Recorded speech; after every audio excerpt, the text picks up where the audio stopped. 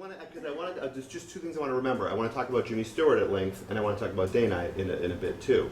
But Jimmy is the one, along with Dana, who's credited with, you know, sort of almost inventing some of the elements that became. Jimmy, hands down, was the one. Yeah. Okay, in my opinion, and I'm sure that other first-generation DJs would agree on that. That seems to be the consensus, really. Absolutely. That he was the biggest innovator. Absolutely. Yeah. Absolutely. And I met him, but again, I did not want to interrupt him while he was playing. Before I became or tried to become a so-called DJ at a club, I listened for one solid year to Jimmy and Dana. I love to dance too. I'm also a dancer. Sure. Okay, so I would take advantage of dancing, but I would always go to the bar, grab a bunch of napkins, and write down some of the song lyrics that I heard, because, you know, oh, I love this, I love that, etc. And I listened for one solid year to see how they were putting things together, and would go down on Saturdays at Skippy White's on Mass Ave, and there was a man there, he had a radio show, Rod Knight, he is no longer with us, and he would just look at all my napkins, and he knew exactly which record, and he'd just make piles of 45s, 7-inch discs, and sometimes I says, oh, I need 2 copies of that, because You knew. yeah, the instrumental is on one side, and you know. So let me ask you, when you found out what the equipment they were using was in Provincetown, when you asked them what kind of turntables they were, you didn't go run out and buy turntables right away, right? No. It was all ear work first. Yeah. All ear work, and I always stress that. I'm jumping ahead to younger DJs that would come in and ask me questions when I owned the record store. Right. Okay, but no, I didn't touch any audio equipment until a year later, because I had to figure it all out. Okay, and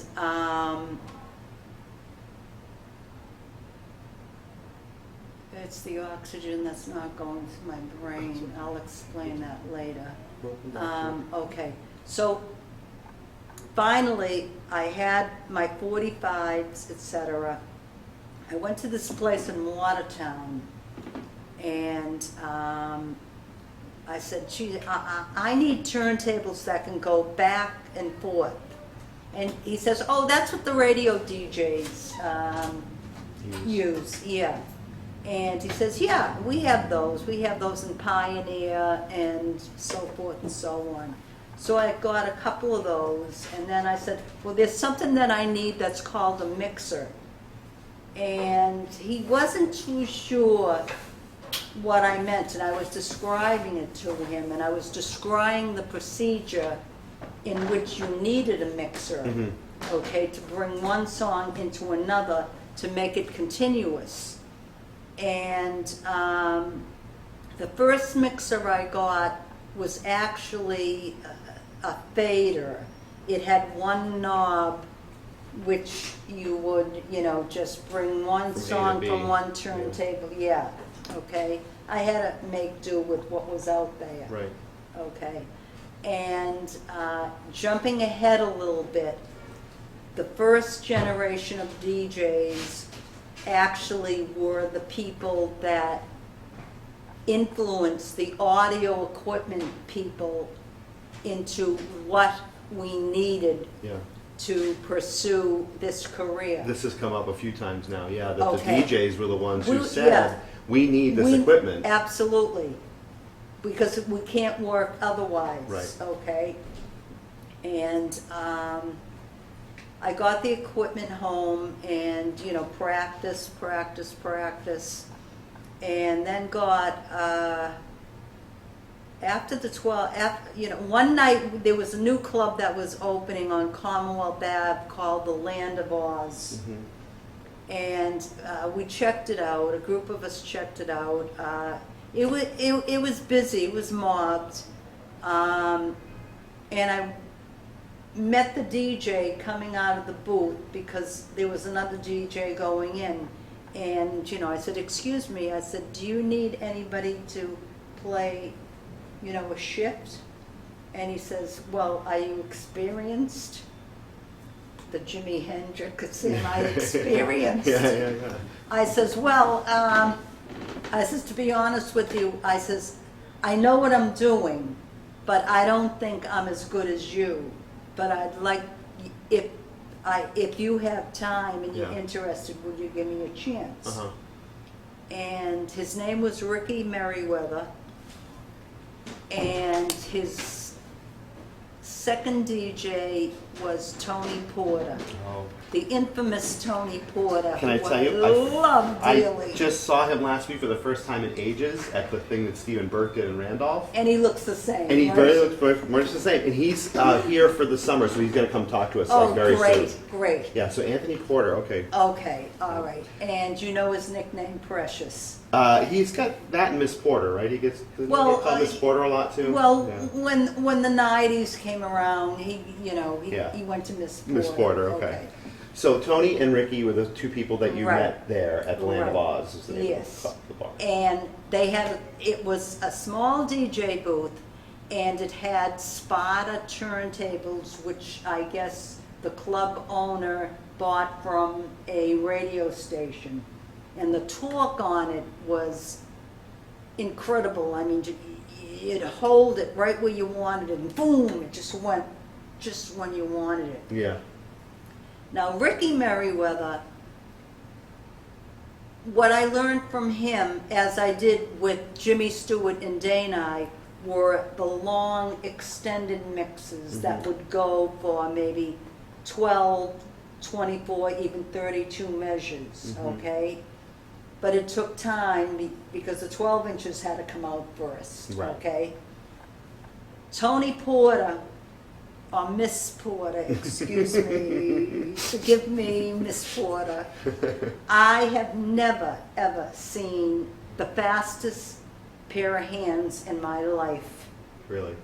He has the fastest fingers I have seen ever. He taught me the quick cuts. Yeah. Okay? And actually, when I think about it, he was, this is really weird, but he was actually the first person that I knew back in 1975 that actually did the first remix live, because I remember the song also. It was Ecstasy, Passion and Pain's Touch and Go. Yeah. And he took 4 measures from the intro, and he had that second record queued up, and he went back and forth for about 8 to 9 times, and the crowd was going nuts. So even Jimmy wasn't doing this at 12, really, or No, Jimmy was doing something else. Okay. Okay. Tony Porter, hands down, was the fastest with his hands. Yeah. Okay. And not only did he extend the 1, 2, 3, 4 vocal, the intro, but he would wait till the midway of the song and take the break and extend it. And then the ending, and then go back to the beginning. And he was doing this live on Sparta turntables with the instrumental of Touch and Go and the vocal of Touch and Go. So I was thinking about it on the way over here. He was actually doing a remix. Yeah, sure. Now, with these, and these were still the 45s, the small 45s. These were the 45s. Yep. All right.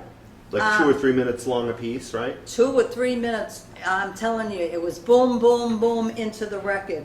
Yeah. I still don't, I'm trying to figure out how we all did it. Yeah.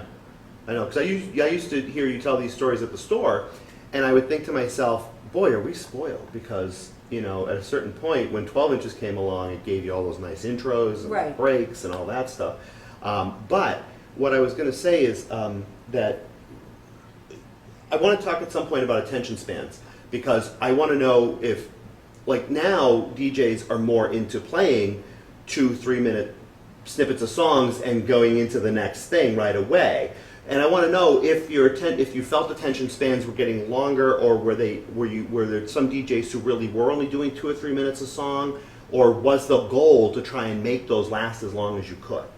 Okay, the first generation of DJs, who I remember practically every one of them, they all belonged at the time to the Boston Record Pool, which was owned by John Luongo, and he had Joey Carvello working for him, Roxy Mizell, Tad Bonby, and Tam Hatch, and Arnie Ward. And I remember so many people, and when I got there in '75, I was number 32. As a report, as a As in the a pool. member Yeah. in the pool, Right. right. And this is when the 12 inches were starting to Trickle out. trickle, we got albums and, Mm-hmm. yeah. Mm-hmm. Again, going back to 10 minutes ago, I think, Mm. I don't know. But again, the first generation of DJs were the ones who went to the record labels or in person or by phone and insisted that they had to make something other than an album cut or a 45 single. Mm. We needed longer intros, we needed a break, we needed longer music. So again, that first generation, we got the audio equipment to listen to us, and we got the record companies listening to us. Yeah. And this was all before Saturday Night Fever. Sure. And this was happening at the same time in New York, do you think? I mean, Boston and Oh, New York around the same time? Absolutely. This push was happening. Yeah, absolutely, because New York, was known as the music capital of the world. Right. All the record labels were down there. Yeah. Amtrak only cost $20. So did you go to New York a lot too? Oh, did I ever? Yeah. Yeah, did I ever? Go out dancing, listen to DJs. Yes. And a lot of them, this is before the Saint. Was it before the Paradise Garage? I'm not sure. But straight gay clubs, I think most of the DJs quick cut more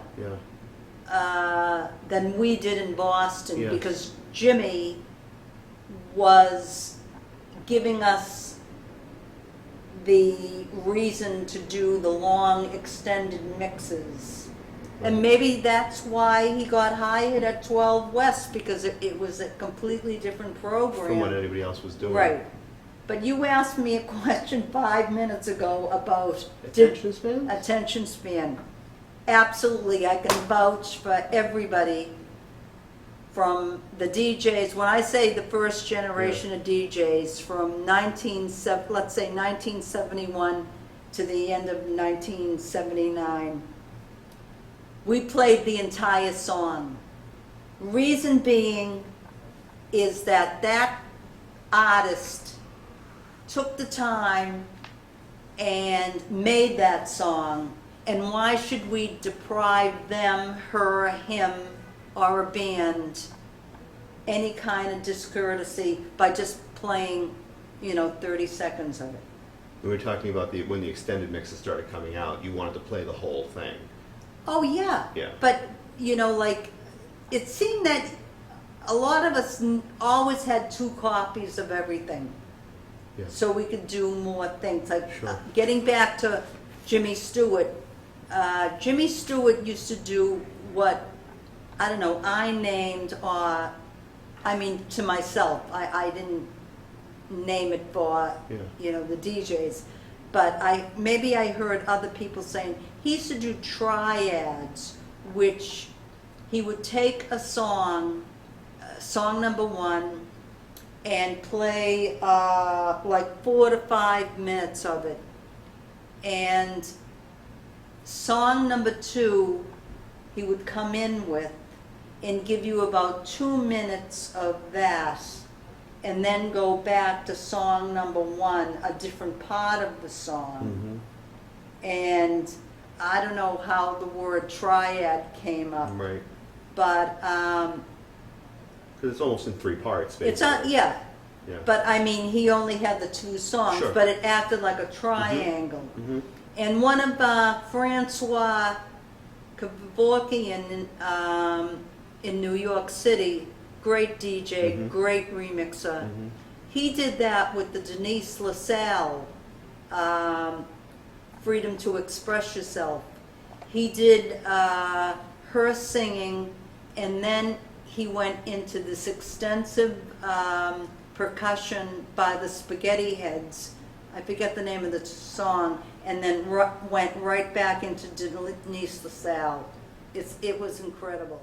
Right.